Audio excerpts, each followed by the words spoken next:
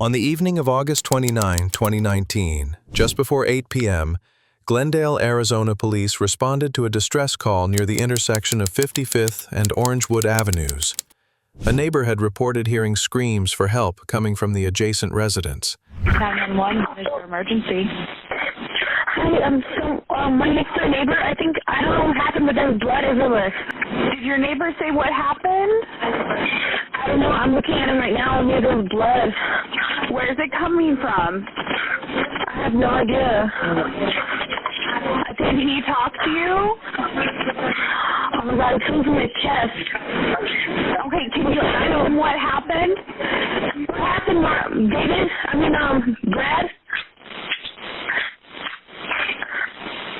What happened, Brad? What happened, Brad? He's not talking. I don't know what to do. Okay, is he breathing? Yes. He's bleeding from the chest? He's talking. Okay, so can you ask him where he is bleeding from and what happened? No, he's not talking at all. Please hurry. Please give me right now. Okay, I've got help coming that way, but I need you to tell me exactly what happened. I don't know. He's not saying anything. Upon arrival, officers discovered 43-year-old Bradley Harshman lying near the front entrance of the home. He was unresponsive and suffering from multiple puncture wounds to his chest. Harshman was quickly transported to a nearby hospital in critical condition, but tragically, he later succumbed to his injuries. The only other occupant in the house was Bradley's roommate, 35-year-old Brendt Carvajal. Carvajal was taken into custody at the scene and later brought to the police station for questioning. What follows is the recorded interrogation of Brendt Carvajal. Hello. You Brent? Yeah? How you doing? Not very good. Not very good. Well, my name's Stephanie, okay? I work here with Glendale. I need to talk to you about some things, okay? I'm going to start just by getting your information to make sure I have it right. Is that okay? Can you spell your last name for me, Brent? Do you have a phone number? I really don't know my number. I don't even know my phone, if I have a phone anymore. Okay, that's okay. What kind of tattoos do you have? Haley, Heather, my last name, and this is for my friend. And that's your friend? Did they hurt? Only this one. Yeah, that's kind of a tender spot, huh? Where are you from? Phoenix, Arizona. You were born here? Yeah. Is your family here? I'm all alone. You're all alone? But my family lives, I don't even know where they live. Oh, okay. Well, I'm sorry to hear that. All right. Well, we're here, okay? Have they been treating you okay? Okay, good. I'm glad. If you have any questions for me while we're here, just feel free to ask, okay? But I kind of want to talk to you about what got us here. In order to do that, I have to read you your Miranda warnings, okay? Okay, so Brent, you have the right to remain silent. Do you understand these rights? Yeah, okay. So where are you living right now? And how long have you been there? A few months. A few months? The interview started like any other interrogation. The detective greeted Brent and carefully read him his Miranda rights, but almost immediately there was no beating around the bush. The detective jumped right into it. Where were you at before that? I was homeless. You were homeless? How long were you homeless for? 5 years. Oh my gosh. That had to have been rough, huh? I'm sorry to hear that. Who do you live at your current apartment with? How many people live there? 2. 2? Mario and Brent. And Brent. Mario and Brent or Mario and Brad? Bradley. Bradley, okay. So it's you, Mario, and Bradley. Do you have your, do you all have your own rooms, or how is that set up? We all have our own rooms, and we're not supposed to really be in each other's rooms or meddling with each other's stuff, but we're all supposed to be on our own. Yeah. Okay. I try to share. That's very nice of you. How long has Mario lived there? Do you know? 3 years. Okay. And then what about Bradley? I don't know. You don't know how long. Was he there when you moved in, or did he come after? Before I moved in. Okay, so you're the newest to the apartment. Okay. Do any of you work or anything like that? No. No. Okay. What's your relationship like with your roommates? Do you guys get along? I thought it was cool. I thought they liked me. Okay. You say that like you don't think that anymore. Can you explain that? Mario is a good guy. Okay. But Bradley, he started turning crazy on me, and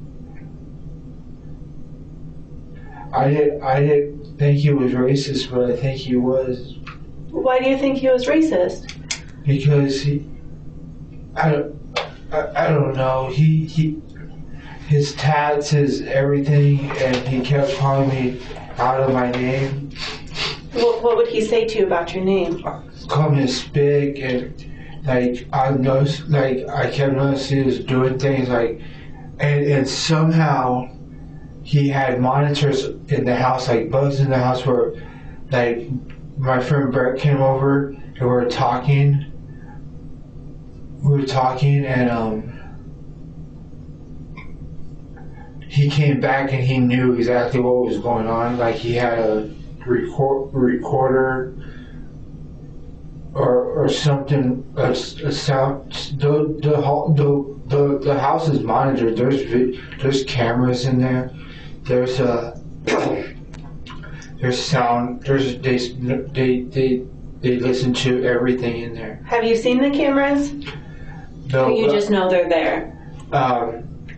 I know they're there because they'll sometimes talk to me. Like a voice will talk to me.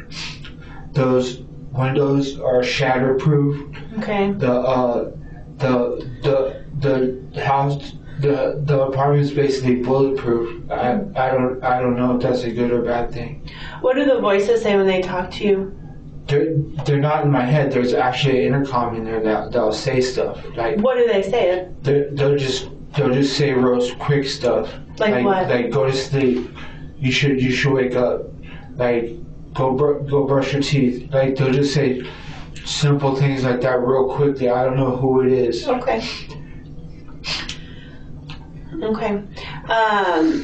You mentioned earlier that you like that you share some stuff, or like you try and be nice. Cigarettes. Okay. I'm poor, but I shared so much with Mario and Brad.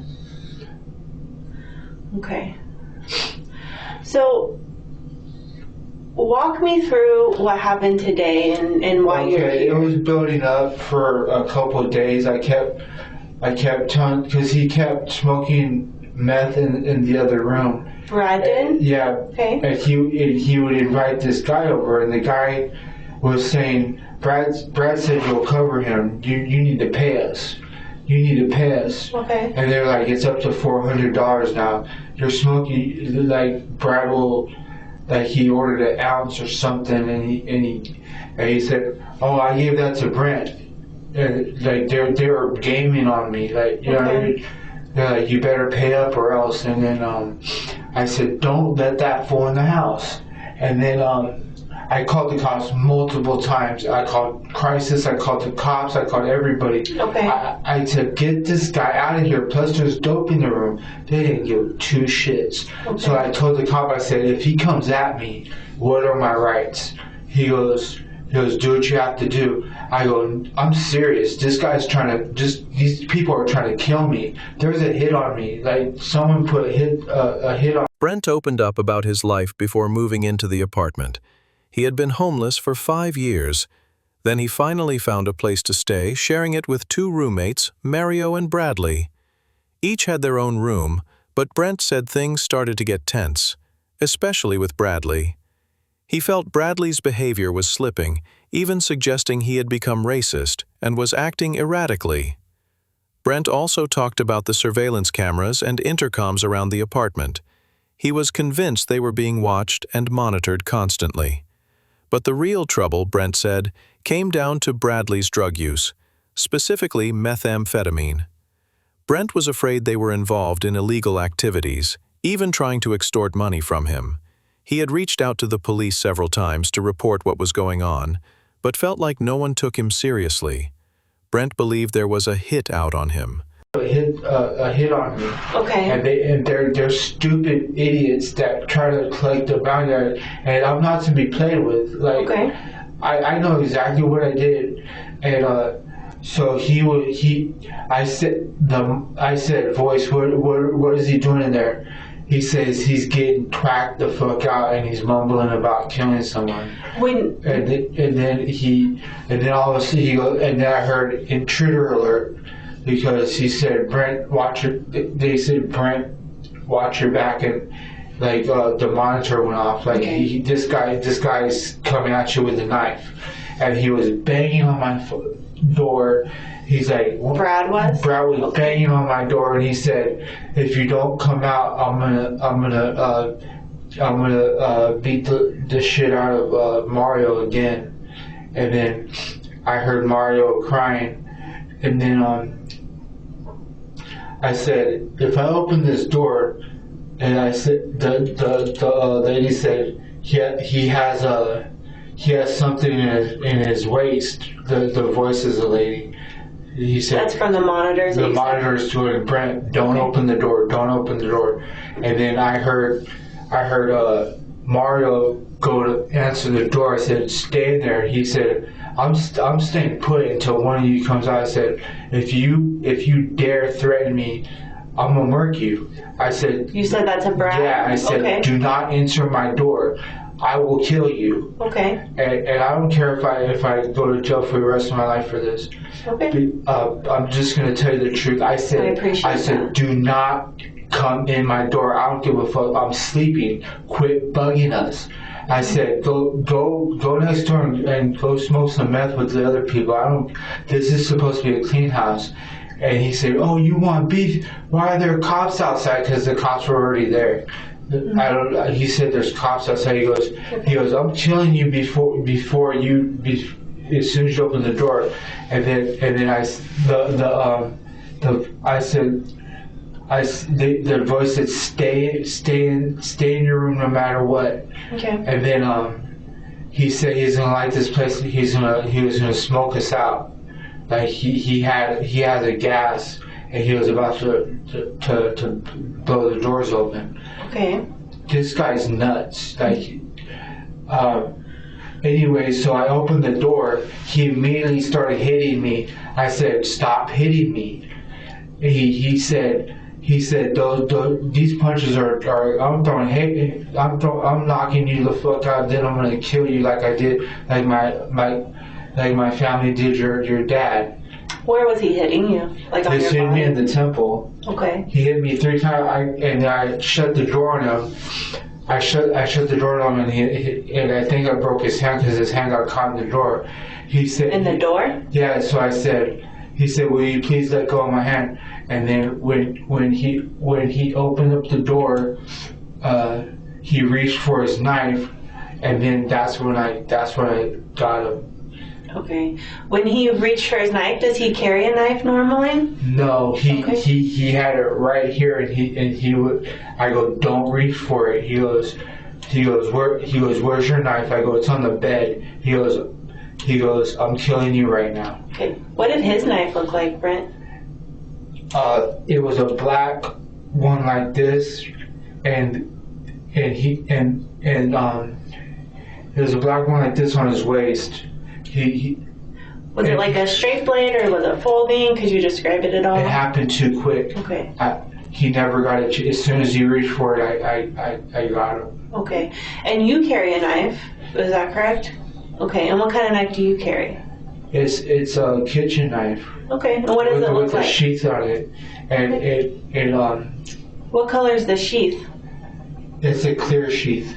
Oh, okay. Like kind of see-through? Yeah. Okay. And How big is it? that's the blade. The blade is that big? Where do Just a you... regular. Brent went on to describe Bradley's erratic behavior in more detail, the drug use, the threats he made not only against Brent, but also their other roommate, Mario. Brent recalled a chilling moment when Bradley was mumbling about killing someone and even threatened to hurt Mario. Then came a tense confrontation, Bradley banging on Brent's door, threatening to come in with a knife. Brent decided to face him head-on and opened the door. What followed was a physical struggle.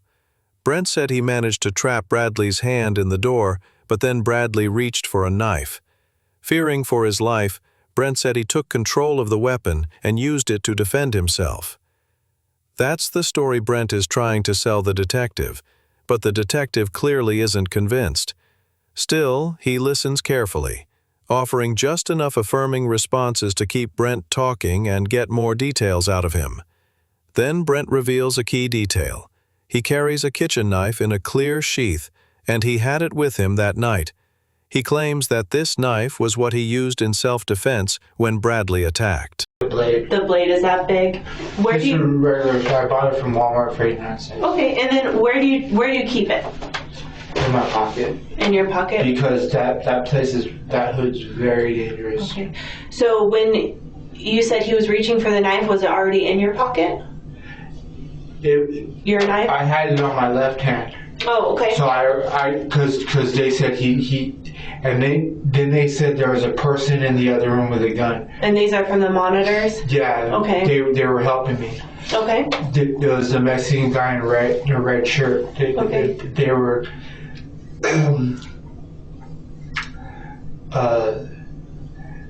They said once I get you, I'm gonna get Mario and everything. I said what? And then that's I poked him once, and I go, you better back off. And then that's when he went super crazy. I mean, I go, don't you realize what just happened? He said, you hit too weak. Like you barely tapped me. I go, dude, what are you talking about? You don't feel that? And then he goes, no. I go, what are you on? He goes, I'm on the best binge of my life. And I go, dude, you're gonna. And then he charged me again, and I have a hard head, but he was charging me, and he was trying to reach his thing. His knife? And that's when I got him again, and then he screamed for the gunner to come in. That's what the monitors were saying. Like there's someone in the room. Did you hear him scream for the gunner, or did the monitors tell you he was screaming for the gunner? Both. Okay. And he said that they were gathering. Like Okay. There was no way, there was no escape. Okay. And so I poked him again. I said, you better fucking back off. He's like, he said. Then he was screaming out gang language. Like he goes, you know what this means? This like he was explaining his tats. He goes, Okay. I'm a Nazi. So that's when I gave him a final puncture. Okay. And then I said, and then that's when he backed up. He goes, oh shit, you're stabbing me. I go, how high are you? Yeah. And then he started freaking out, and I said, I'm gonna call an ambulance for you. And that's when I called. I said the ambulance, they never come out for me. 911 doesn't do shit for me. I'm sorry to say that. They wouldn't help me for 3 days when me and Mario were being harmed. And the guy just said, hey, I live here. Mm-hmm. And I was like, are you fucking crazy? Yeah. I told the cop, I'm gonna end up killing someone. And I said, because it's gonna happen. It's gonna happen. Mm-hmm. Look, I've been abused all my life. I promise you. And I warned him so many times. And then as soon as it happened, I called my on-call staff. I go, it finally happened. You called, and Melinda, is that her name, your caseworker? So you take me back just a little bit. You said, so he was in the doorway, and you said that's when you had the knife in your left hand and you poked him once. I opened the doorway, and he said he just started shouting out like he was gonna kill me. And if you guys, Did he say he was going to kill you? yeah, Okay. he said that once I get rid of you, Mario's next. Okay. And he said he's gonna kill me like he did Job. Someone died in the apartment before. Oh, wow. Okay. When you poked him the first time, you're saying you stabbed him with a knife. Is that correct? Okay. And where on his body? Can you point on your body where? Here, Okay. and then I think around here, and then you're here. Okay. And then you referred to it as like the final puncture. Was that the one in the chest? Yeah, because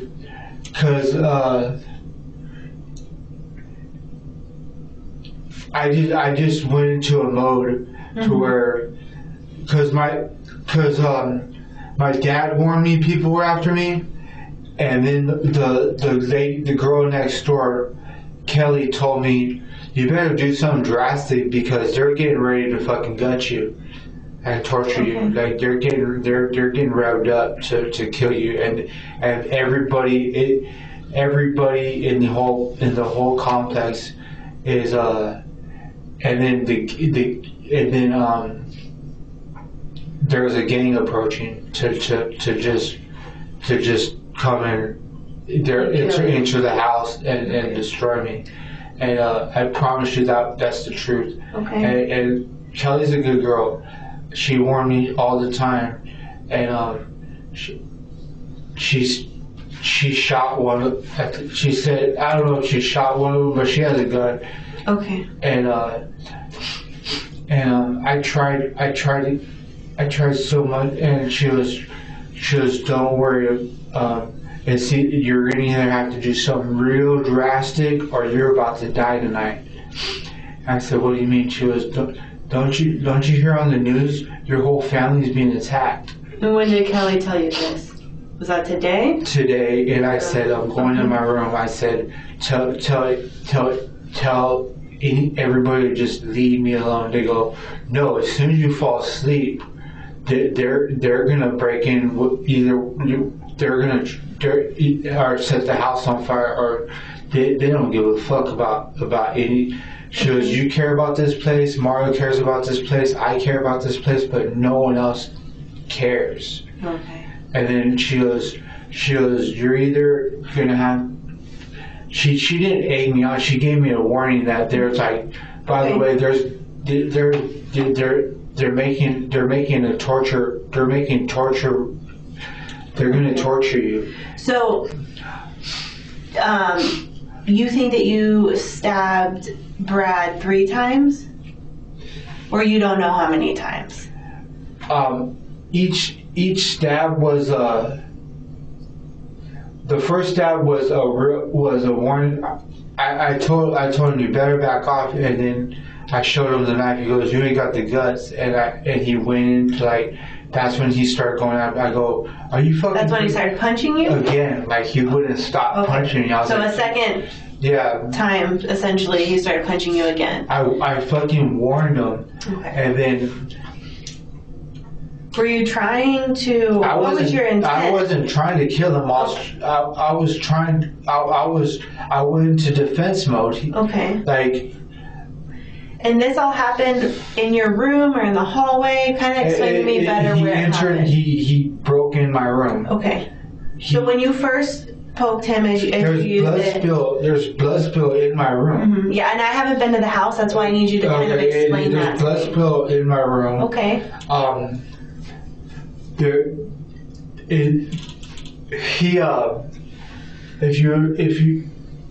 gonna be sick.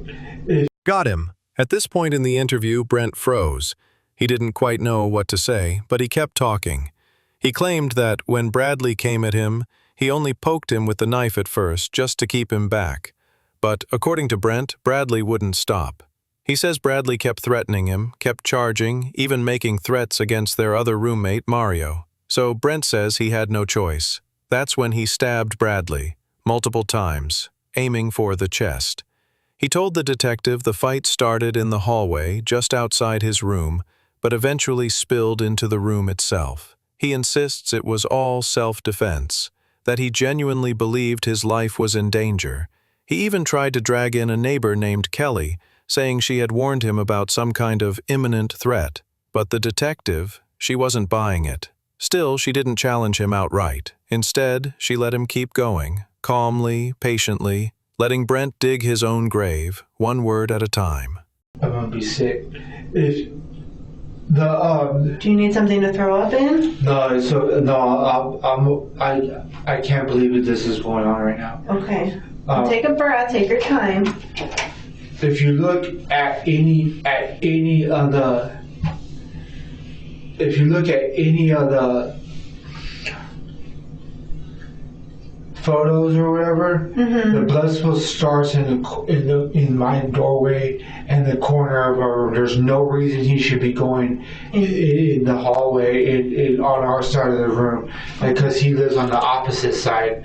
Like we both told him to leave us alone, so there's no reason he should have been over there. Okay. And so you, just so I have it straight, you and Mario are on kind of one side and Brad's on the other. Yeah. Is that what you're saying? Okay. And that dude, he says he's military, but Brad says he's military, and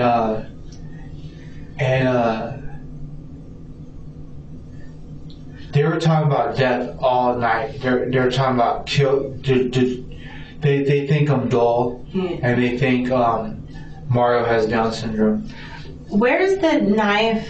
Where's your knife right now? I have no idea. You don't know what you did with it? I just threw it in the room. In your room? Yeah. So it should supposedly be in your room. Should be Okay. there. Okay. Did Brad end up like kind of in the living room or doorway somehow? Do you remember any of that? He finally realized he was cut. Okay. And I said, I'm gonna call the ambulance for you.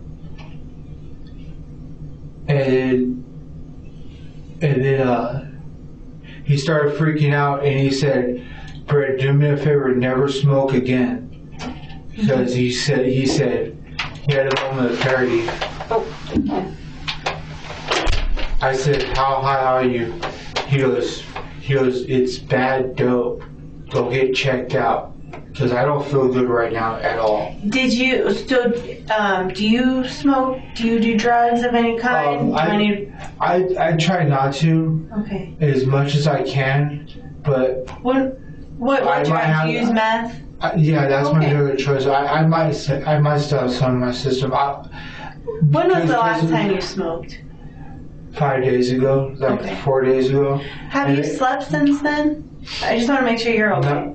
I can't sleep when there's so much violence going on in my house. Okay. Like they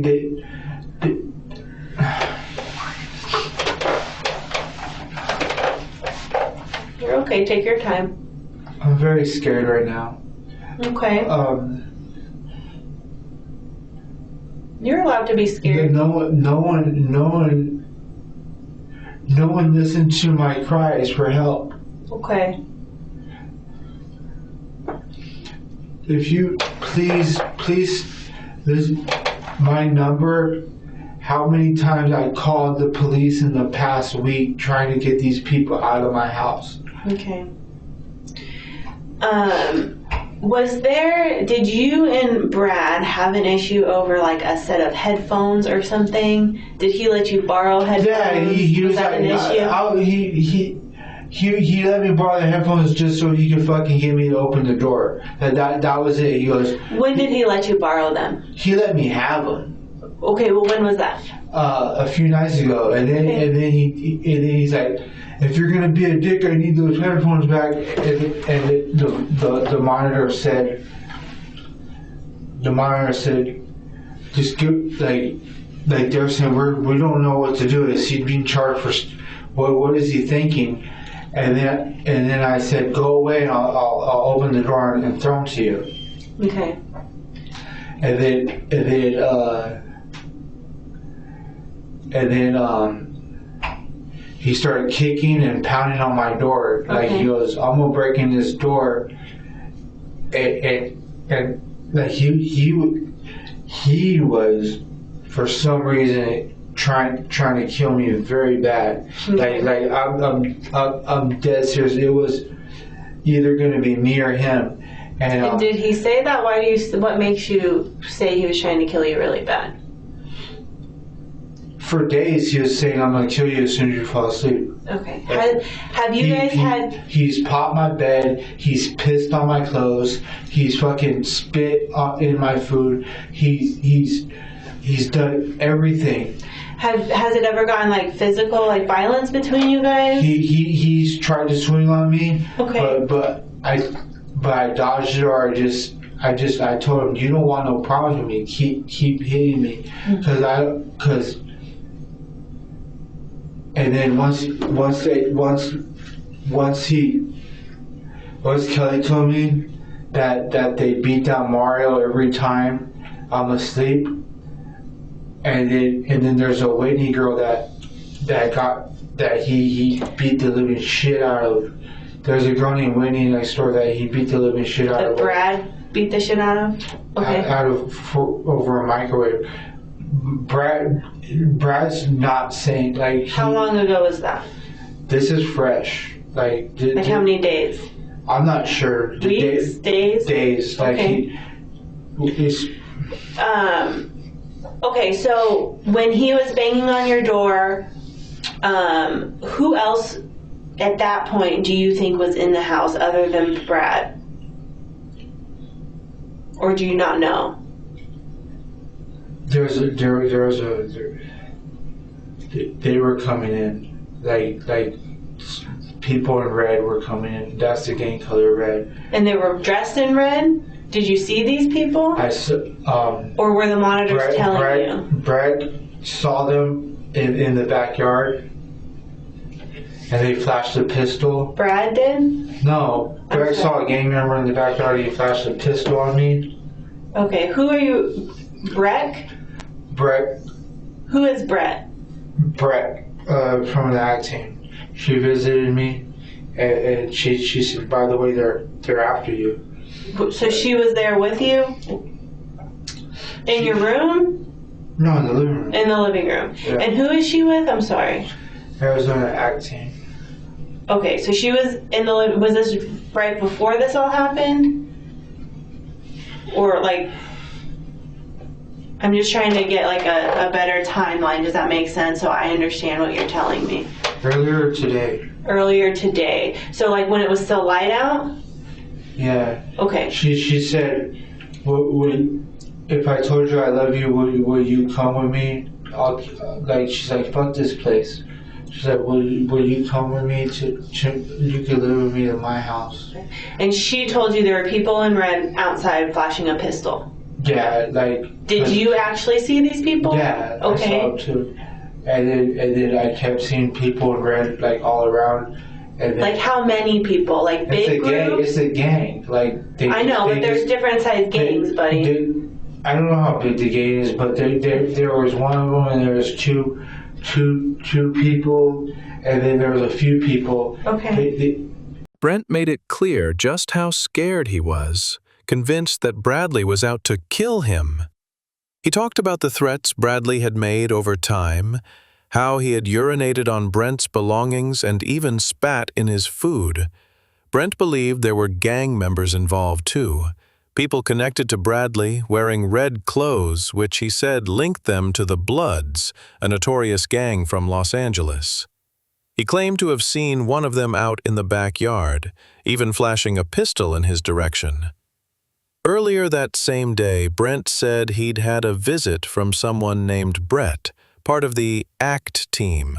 That's Assertive Community Treatment, a support group for people in crisis. According to Brent warned him about the danger he was facing and even offered him a place to stay at her house. Like, who stole the dope? Where's the dope? I said, I don't know what you're talking about. And they're like, there's an ounce in your house. Like they're like, one of you owes us for the house, for the ounce. I said, Brad, what'd you do?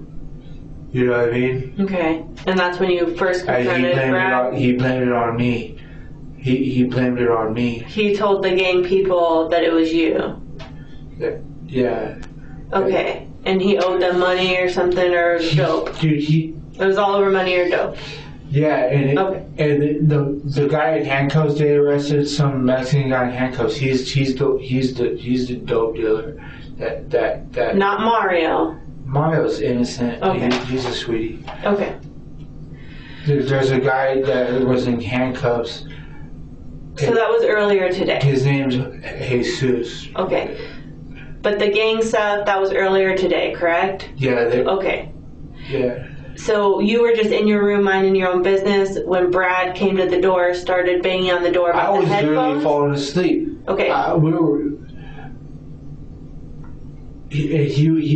And you kind of were just in your room minding your own business, falling asleep. Yeah. And you heard Brent banging on the door as if, Brad banging on the door as if he was going to break in the door. He was kicking it, banging on it. Yelling about his headphones. I'm like, all this over some headphones? You don't Right. even have a phone, bro. You don't even have a CD player. Like Okay. It's not that serious. I said, I'm not going to answer the door until you calm down.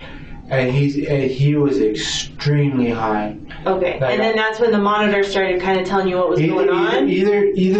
Either my phone, because my phone's, I'm sure it's tapped. Okay. So Either either it's your... the phone or the intercom. I don't know which one. Okay. So they started telling you about what was going on with Brad, kind of? Like what they could see? Yeah. Is that right? And they also shot out my windows. But like I said... But they're bulletproof. But the windows are pretty solid. Thank God, right? Yeah. Okay. They're like... I get food and he just throws it away. Like Yeah. he's like, F your food. Okay. He Right. Okay, so Brad's banging on the door. He's trying to get your headphones. At some point, do you open the door or he breaks down the door? He was picking the lock.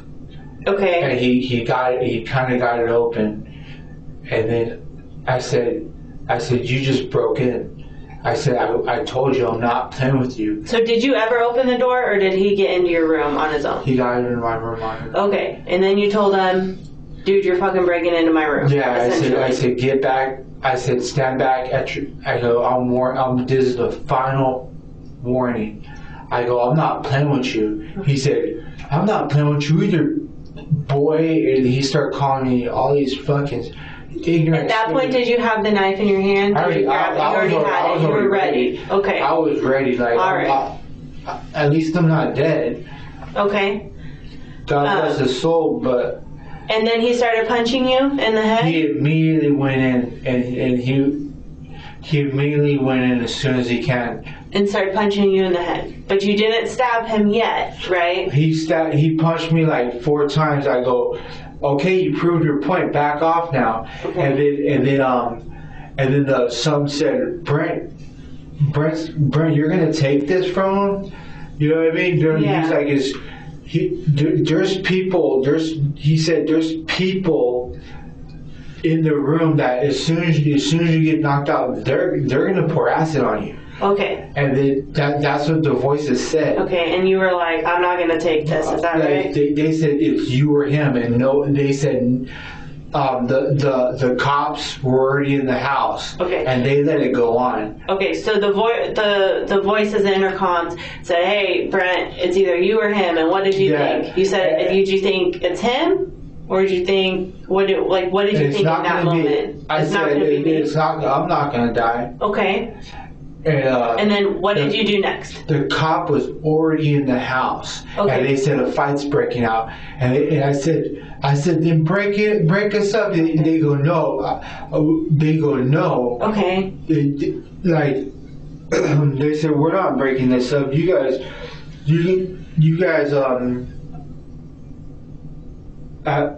They go, I don't know. They should have broke it up. Yeah. But they didn't. So then what did you do next? What was your next action? Is that when he got his hand caught in the door? Or you're asking weird questions. I'm just going to tell you flat out. He broke in my room. Okay. He started swinging on me, so I stabbed him. I warned him many fucking times. Okay. Like you keep trying to ask many questions. We're just trying to get the timeline right so that we understand. That's check all. the cameras. Oh, okay. Okay. I guess that's a good idea. I didn't think about that. I'm sorry about that. No, you're fine. You keep trying to work a time. I don't know if it was 7 a.m. or 2:30. I was tired. Okay. All right. Are you good? Do you need more water? I'm going to step out for a second. I'm not good at all. Okay, well, you'll be okay while I step out just for a second? Can I have anything to eat? I can see what they have downstairs. I'm not too sure, but I can look into it for you, okay? I know we can get you more water if you need it. Can I request one thing? Can I go wherever I go? Can I go into the psych ward? Because I'm SMI. Okay, yeah, we'll talk about that in a second, okay? Just give me 1 minute. Here's this if you feel like you're getting sick, okay? Hey, Yeah, he didn't deserve to die. okay, And I'm sorry about this. okay. All right, Brent, just give me a couple minutes, okay? I'll be right back.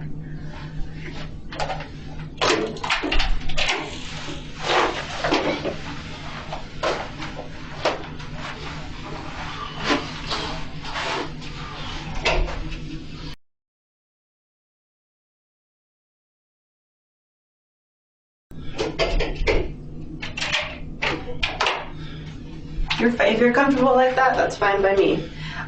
What medications are you on? I need gabapentin and risperidol, and I need something to calm. I'm in a extreme amount of pain, like caused by stress, and I get jumped a lot. Okay, you said that you're SMI, right? Yeah. Okay, what of those prescriptions are for your SMI? Gabapentin 803 times a day. Okay, when was the last time you took that? This morning. Okay, and do you take it like morning, afternoon, night? Yeah. Did you miss a dose today?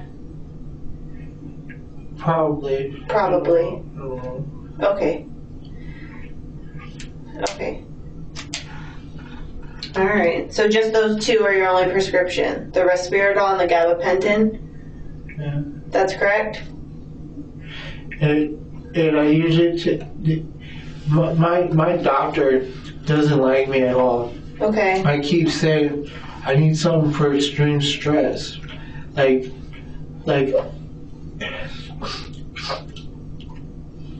Okay. But those are the only two that you're on right now. Yeah. Yeah. Okay. All right. Give me a minute.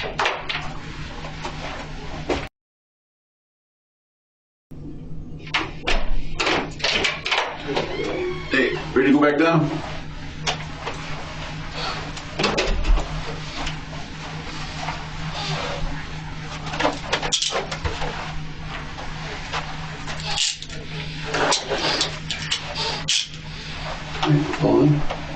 It's clear from the conversation that Brent's mental health was a serious concern. His story comes across as scattered, almost childlike, like a weary 6-year-old trying to make sense of things. The detective seems to recognize this, choosing not to push too hard, and eventually lets Brent be, stepping out of the room. Fast forward to September 7, 2021. Brendt Carvajal was found guilty of manslaughter. He was sentenced to 10 years and 6 months in prison and is currently serving his time at the Lama Correctional Center in Arizona. As tragic as this case is, sadly, it's not the only one that leaves us questioning the very nature of humanity.